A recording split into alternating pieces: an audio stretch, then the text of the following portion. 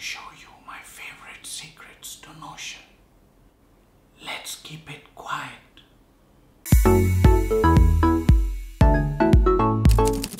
So secret number 1 involves blocks.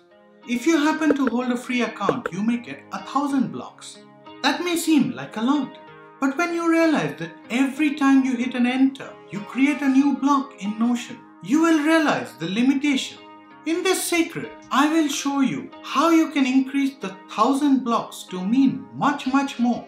By hitting Shift and Enter, you can go to the next line but remain within the same block.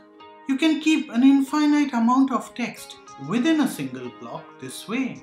You can just copy any bullet type character if you want to and keep adding bullets within the blocks. You can also leave your text outside of Notion by keeping linked documents like a PDF or a Word document that could also be linked back to your Google Drive. This also works when you link another page within your current page or another database within the page, thereby saving you blocks. I use this, for example, when I write out the description of my current video and use that to link back to my script. If you leave a few notes inside of your notes, these are not counted as blocks. This is quite handy if you want to leave a comment, a link, or an idea. I use this quite a lot, especially if I'm writing anything long form. It works on the title and also inside your text. You can see this when I highlight the whole block. You can specifically do this over the entire block or specific text that you choose. Once you have embedded that idea within your main note, you can extinguish it by resolving it. The comments are shown by block, but you can see specifically what the comment is against. The final way to add blocks into your Notion account in a pinch without paying anything is by creating a free workspace for yourself. You can do that by clicking on My Home and creating or joining a workspace. In secret number 2, we will talk about the code block. The code block is used to store a code snippet and is typically useful for programmers to refer back to code pretty often. Just remember to select Code under Media, not CodePen under Embeds. As a Notion power user, you can use this code block for storing your Notion formulas. If you go into a typical Notion formula, you will notice that it has different colors that actually helps during the scripting process and also helps you debug the code. However, if you just copy and paste this code to store it for future use, it becomes black and white. This becomes very difficult to read. This is where code block comes in handy. To start off, let's create a new page to illustrate this. You can conveniently move this code to a place of your liking later on. In the page, let's just go back and create a new code block.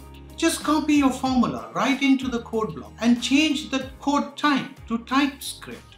Immediately you will notice that you have colors inside the code block. To add a comment to explain the code, just type star followed by a slash before the beginning of the text and a star followed by a slash at the end of the text. And voila! You've created a nice looking code block that looks exactly like the formula that you typed into Notion.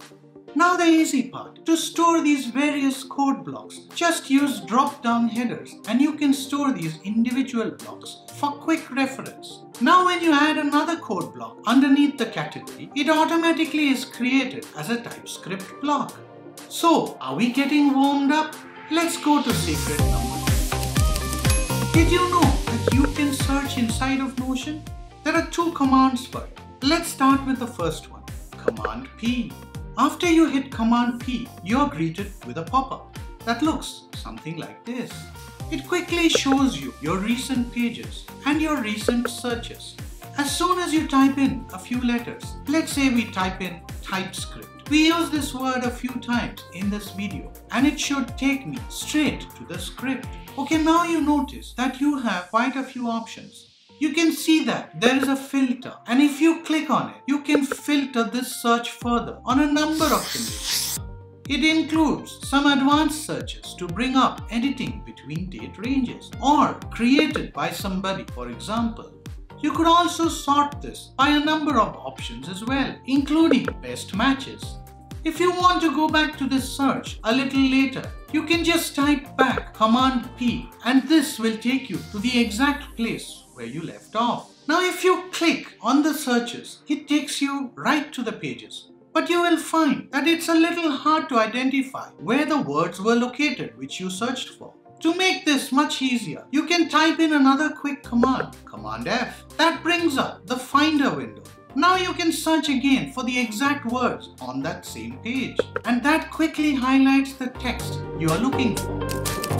This secret is all around shortcuts. We saw the command function being used for search. Now there's an entire web page dedicated to the most popular shortcuts that are used, ways to mark down your styles, styles for your content, and much more. Check out this page that's linked here in the description. Slash commands are an easy way to add any basic block, a database, a mention, or a reminder, a media, an embed, an advanced block, or quickly change things around, like the color for your block that you're typing in. The last one I have as a mention is @commands. Now this quickly allows you to link a person, a page, a date, or add a reminder. This is particularly helpful when you're creating a to-do, for example, in the to-do list. You can mention the day on which you want to be reminded. If you want to remind yourself today or tomorrow, for example, just say @remind followed by today or tomorrow. You can also do @remind followed by a specific date and time. After you enter the reminder, this will show up as a pop-up if you're already inside Notion, or as an alert or a notification on your mobile or tablet. You can use these mentions inside of the header block for pages. Say for example, you mention @today as the option, then it takes today's date and fixes it automatically. This is pretty useful when you create, let's say, a journal entry. Let's go to secret number 5. You really don't want to miss this one. Creating columns within the Notion toggle block. Sometimes you don't want to create a database table. You also don't want to have 3 different toggle blocks in the separate columns.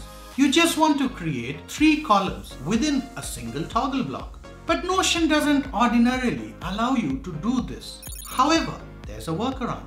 You can create a separate page, create the 3 columns, and convert the page back into a toggle block. And voila! There you have 3 columns within a single toggle. Let me confirm this by highlighting the entire block. As you can see, it still remains as one block. Templates are powerful ways to creating repeated activities again and again. Let's assume, for the sake of this example, that you're a management student and the course in question that you want to create a template for is marketing.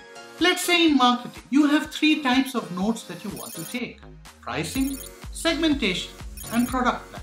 Depending on the class that you're entering on a particular day, you want to pull out that specific note template. You don't know which one to do, but you will find out at the time when the class starts. To create a template, you start by hitting the / key and type template. You will find this under the advanced block. Let's say you want to store each template as a separate page. You go right to the bottom of that and configure the template button screen. Change the template block type into, say, a page.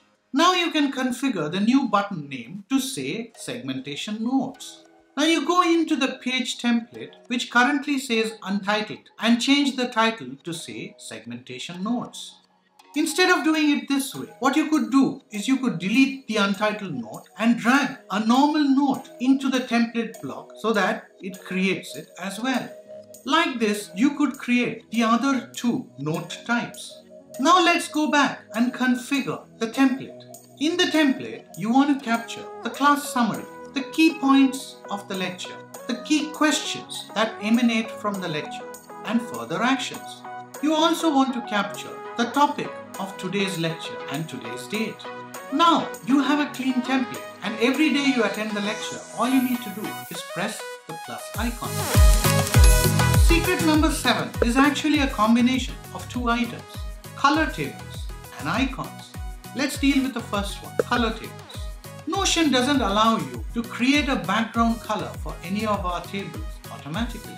But then there is a simple hack around it. Regular blocks involving items like text, bullets, or drop-downs allow you to give it a color background. So if you nest that table within such text, bullet, or drop-down, it automatically assumes the background color. Number 2. Icons. Sometimes you don't want to use the stock icons that are available inside of Notion. I do go about and create a personalized one, but that's a tedious process. But I don't want to do this process repeatedly for all of my other icons. Fortunately, there's a great band of friends at Notion VIP, and they have volunteered to help. You can access the icons on the link displayed on the page. You will find that they have pulled out icons from Icons 8 and Flat Icon and aggregated them according to topic. These are a mighty useful set of icons. You don't even have to download, save, and re-import. By simply clicking on them, you can save the link and then you can directly paste that link into Notion. And voila, there you have it. If you use the dark mode like I do, then you can just switch to the dark mode. So how many did you know already? Did I miss out any one of your favorites? Do leave a comment below. If you're not yet part of this community, do consider subscribing and don't forget to hit the bell icon and stay notified of all new videos. If you like the video, consider sharing it with your friends. Stay safe, stay healthy. Peace.